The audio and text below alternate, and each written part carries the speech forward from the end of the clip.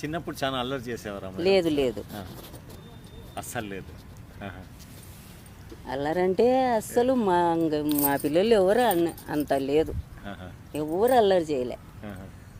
మా మామినికి తిలకమల్లడం, మేము కొట్టడం అదే తప్ప బయట నుండి సమస్యలు అయితే తీసుకురాలే. నాకు దెబ్బలు పడ్డాయి మా అమ్మతో ఎప్పుడు అంటే అందుకే ఇప్పుడు దేవుడు కూడా సంవత్సరానికి 2 సినిమాలే చూసేటట్లు చేసినాడు చూడండి అమ్మా. ఇప్పుడు అక్కడ చదివినన్ని రోజులు మా అమ్మ రాలేకపోయారు.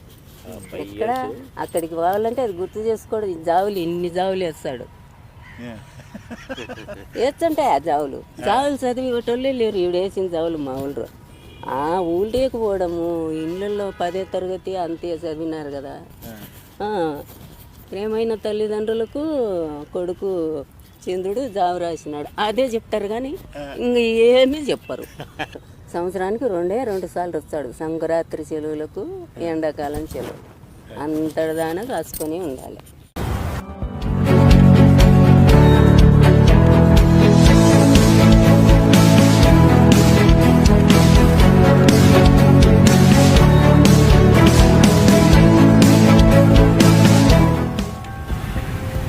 ఈరోజు సార్ని ఇలా చూస్తున్నందుకు మీకు ఎలా ఉంది?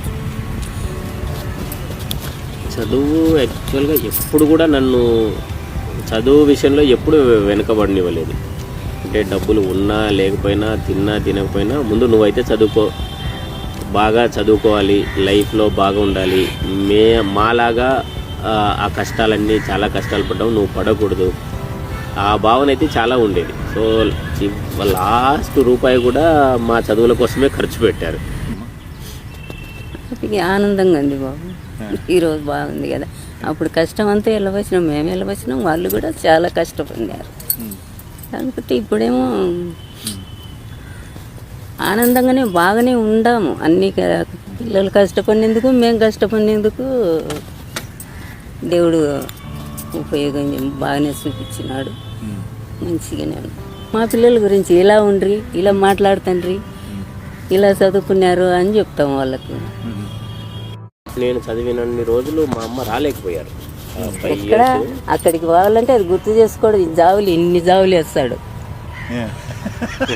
వేస్తుంటాయి ఆ జావులు చదివి ఒకటోళ్ళే లేరు. ఈవిడ వేసిన జావులు మా ఊళ్ళో ఊళ్ళేకి పోవడము, ఇళ్ళల్లో 10వ తరగతి అంతే చదివినారు కదా. ప్రేమైన తల్లిదండ్రులకు కొడుకు చంద్రుడు జావు రాసినాడు అదే చెప్తారు కానీ ఇంక ఏమీ చెప్పరు. మా ఊళ్ళోకి పోయి చదివించుకుని అదే చెప్తారు, మా ఖాళీలో చదివించుకుని అదే చెప్తారు. ఏమో వాళ్ళ కష్టాలో బాధలో ఏమన్నా చెప్తారు అంటే ఏం చెప్పరు. కాయలు కూర్చున్నాడు వెళ్ళిపోతా నేను. ఇన్నాళ్ళు అయితే ఎన్నాళ్ళు చూడకుండా ఉండాలి అవన్నీ. జాబేమో వచ్చింది, ఏం చెప్పలే, ఏమో ఎట్టునో ఈ మంచి కట్టి తీసుకుని కాయలు కూర్చున్నాడు.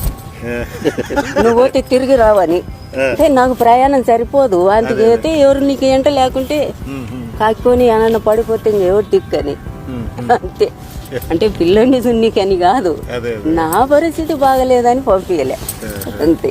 తను రావంటే నాకు పనింది అంటే. ఒక్కడే ఎన్నాళ్ళన్నా కానీ ఆ నవోదయకు అస్సలు వాలేను. వీడు వచ్చినప్పుడల్లా కళ్ళ నీళ్ళు పెట్టుకుంటే నాకు బాధ, నేను పోతనే కదా.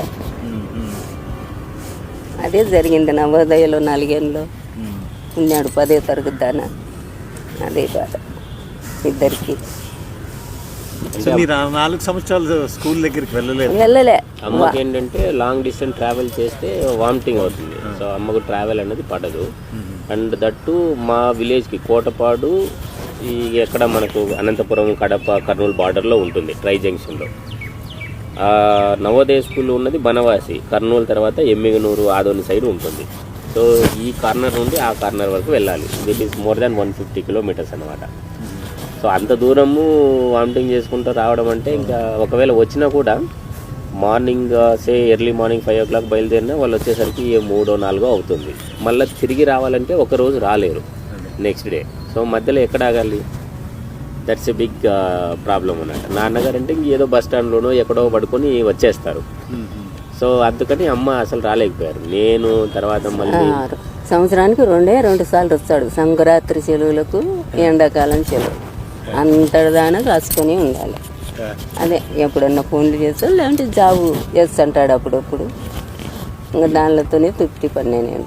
ఫస్ట్ టైం నేను ఐఏఎస్కి సెలెక్ట్ అయిన తర్వాత నవోదయ స్కూల్లో they have organise some small felicitation అనమాట. అప్పుడు తీసుకున్నాను. పోయిన సంవత్సరానికి పేపర్ కొన్నాడు నీ కొడుకు, అది అదే అని చెప్పిరి. 7వ తరగతిలోనే ఏదో పేపర్కి వేసినారంట. మా ఊళ్ళో కాపోళ్ళు చెప్పిరి, నీ కొడుకు పేపర్ కొన్నాడు అని చెప్పిరి. చెప్తే వచ్చినాక కరెక్టే అన్నాడు. అంతే, ఇంకా చెప్తే వినాల్సిందే. నేను పేపర్ లేదు. I was I think 7th క్లాస్లో I think I got highest marks అనమాట. సో అది వేసినట్లున్నారు. తర్వాత later on even I came to know I was in the school. అప్పుడు పేపర్ కొన్నాళ్ళు ఉంటే ఎప్పుడన్నా అవకాశం దొరికితే పేపర్ వాళ్ళు ఎత్తుక్కుంటుంటే అందరూ వాళ్ళ పనికి పోయినా అందరు అంటండి, కొడుకుని ఎత్తుకుంటుండవా దినం పేపర్కి వచ్చాడా అని. ఇప్పుడు వస్తున్నా కదా. ఇప్పుడు ఎత్తుకోకుండా వస్తున్నారు. అప్పుడు పిల్లప్పుడు ఒకసారి పేపర్కి వచ్చిందంటే వచ్చండాడేమో అని ఆశ. ఎక్కడ పేపర్ దొరికితే అక్కడ తెచ్చుకొని ఎత్తుకుంటాడు. నేను పేపర్ చదువుతున్నావు అంటే నాకేంది, కొడుకుని ఎత్తుకుంటున్నావు కదా అంటారు వాళ్ళే. నేను కూడా అన్నాను. మా ఖాళీలో కాంతమ్మని అండి, ఆమె అనేది కొడుకుని ఎత్తుకుంటుండవా కానీ అని.